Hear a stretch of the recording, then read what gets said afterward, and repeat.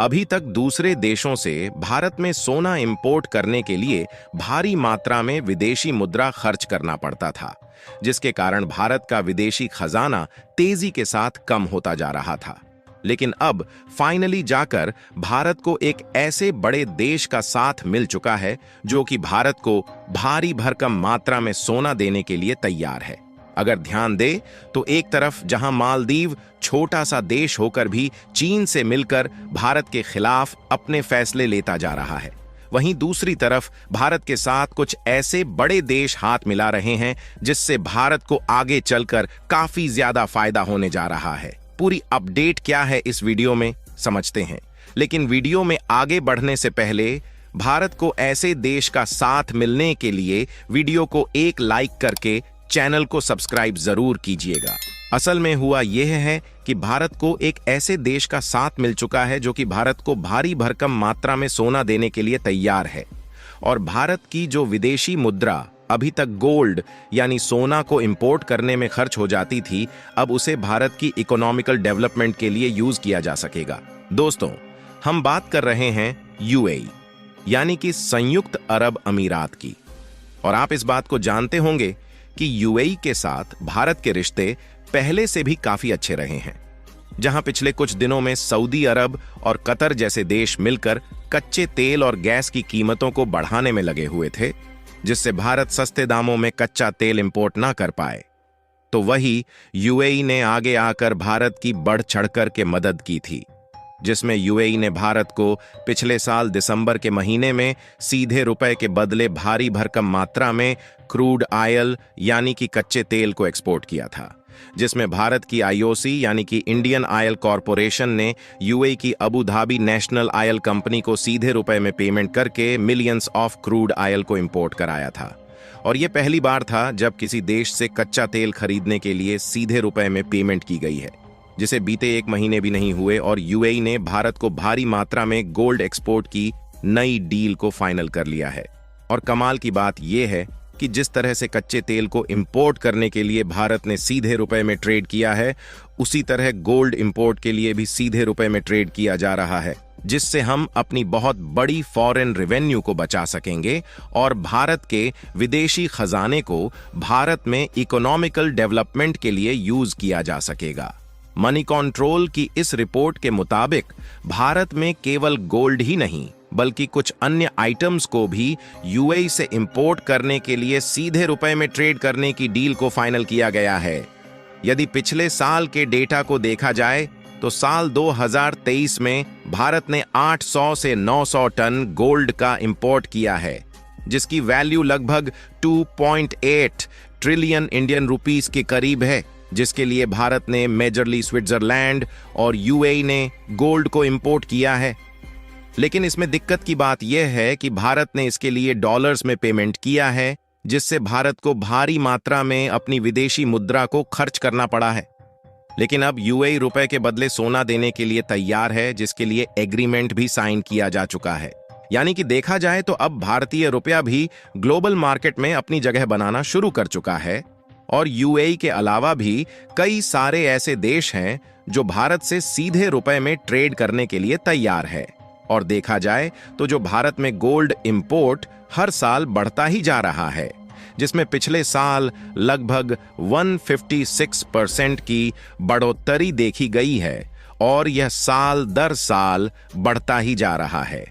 इसके अलावा अगर आपको नहीं मालूम तो बता दें कि भारत के द्वारा अन्य देशों को ज्वेलरी का एक्सपोर्ट भी किया जाता है, जिससे हम दूसरे देशों में ज्वेलरी प्रोडक्ट एक्सपोर्ट करके एक भारी मात्रा में प्रॉफिट जनरेट करते हैं, जिसमें भारत के द्वारा अकेले पिछले साल 2023 में 24.3 बिलियन डॉलर के ज्वेलरी प्रोडक्ट एक्सपोर्ट किए गए हैं, जिसमें से भारत के द्वारा यूनाइटेड स्टेट, हांगकांग और यूएई को सबसे ज्यादा ज्वेलरीज का एक्सपोर्ट किया गया है। और देखें तो यूएई भले ही भारत को गोल्ड का निर्यात करता है, लेकिन फिर भी उसे भारत के द्वारा ज्वेलरी यानी आभूषण के प्रोडक्ट खरीदने पड़ते हैं, क्योंकि भारत में ज्वेलरी की काफी ज्यादा फैक्ट्रीज है जो कि दूसरे देशों से गोल्ड और सिल्वर का इंपोर्ट करके ज्वेलरीज का प्रोडक्शन करती है।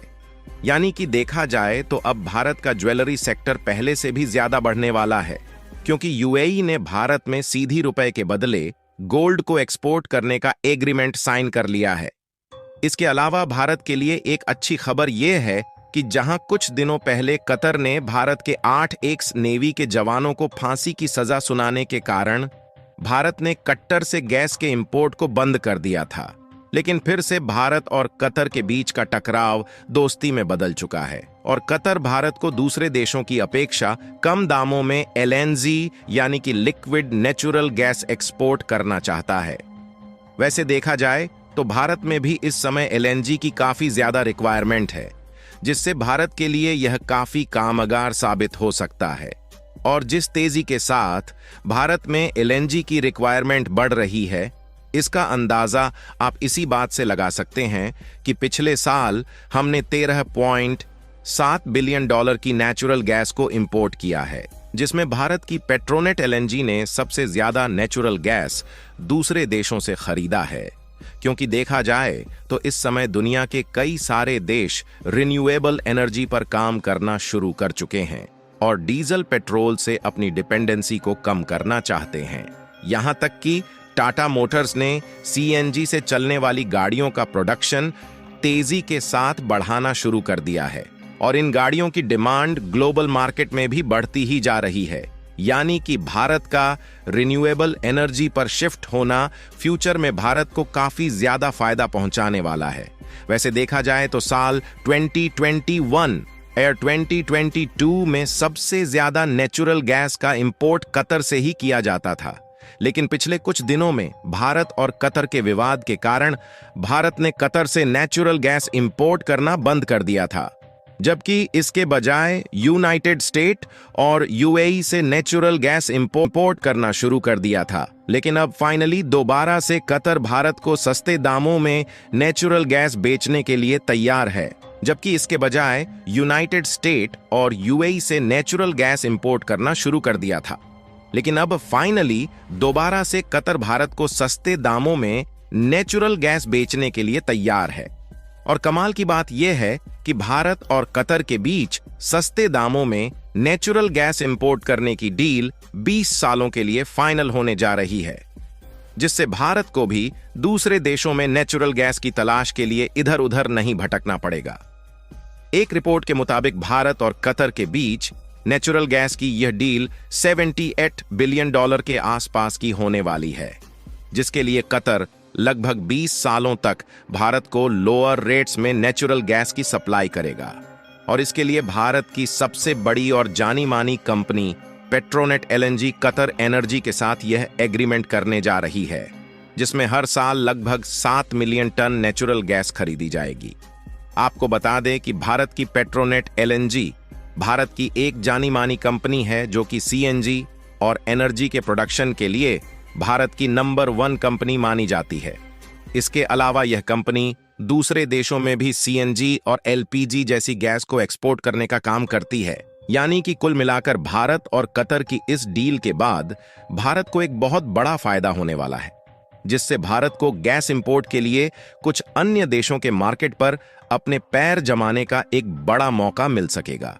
बाकी आपको क्या लगता है कि कतर और भारत के बीच की यह डील भारत को लंबे समय के लिए फायदा पहुंचा सकेगी या नहीं? अपनी राय कमेंट में जरूर बताएं। और भारत का रुपया ग्लोबल मार्केट में भी अपनी जगह बनाता जा रहा है, उसके लिए इस वीडियो को एक लाइक जरूर करें और अपनी मित्रों तक भी शेयर करें, ताकि उन्हें भी जानकारी मिल सके। इसी तरह और भी नॉलेजेबल वीडियो देखने के लिए चैनल को सब्सक्राइब करके बेल नोटिफिकेशन को ऑल पर जरूर रखें। जय श्री राम।